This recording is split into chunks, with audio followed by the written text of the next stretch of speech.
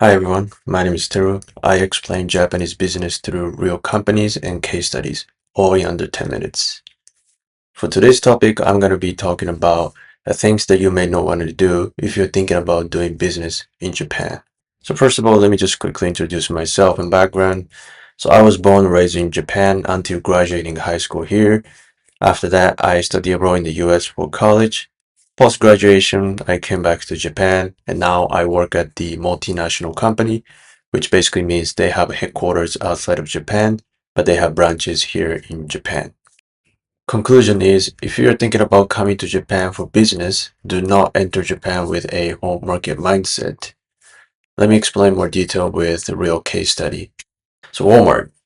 If you don't know what Walmart is, it is a US retail companies. Basically, they sell everything from groceries to furnitures to apparel to automobile parts, you name it.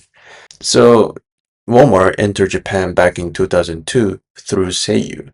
Seiyu is the local Japanese grocery stores. So Walmart didn't necessarily open their brick and mortar stores here in Japan, but rather they were operation behind of Seiyu. And eventually they M&A and bought 100% share of Seiyu.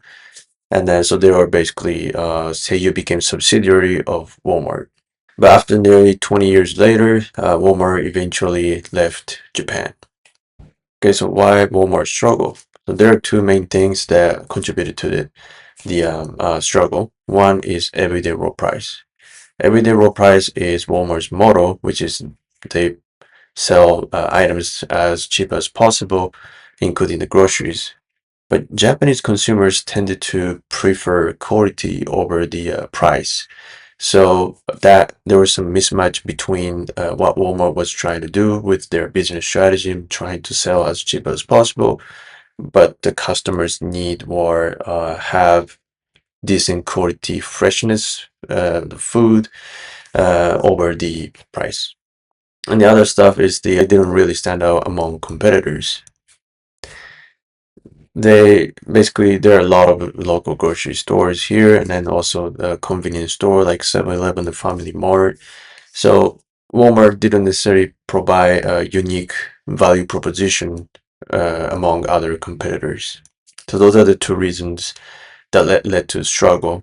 Costco, same American companies that sells a bunch of stuff from groceries to furnitures to daily goods.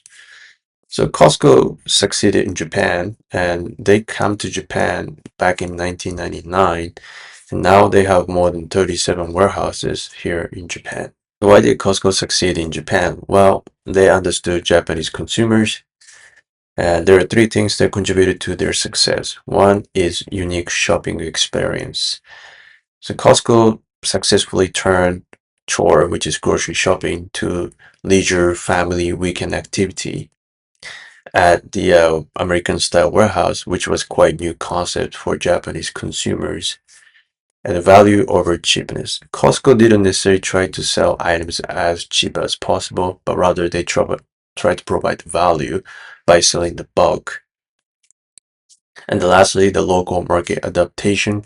So of course, Costco is an American company and they import some of the US items such as toilet papers and paper towels and other bunch of items from the US.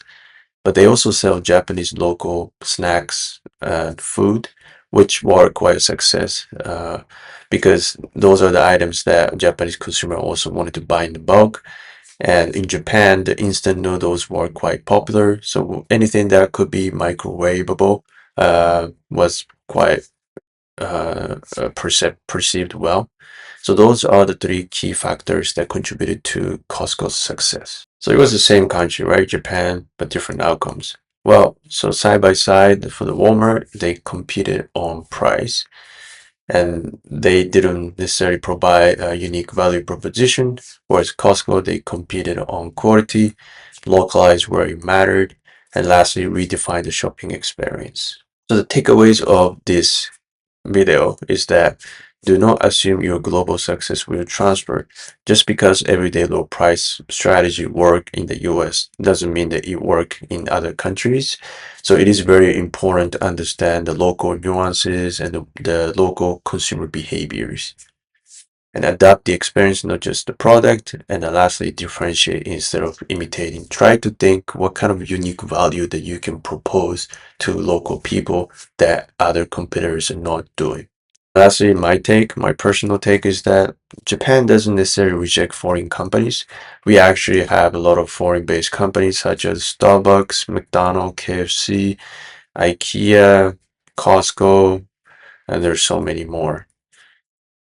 It perhaps rejects companies that misunderstand Japanese customers. So that's why understanding the local culture and the consumer behaviors are quite crucial to succeed here in Japan.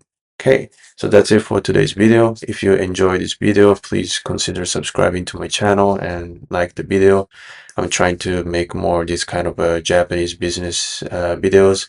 So I hope you guys enjoy it, and I'll see you in the next video.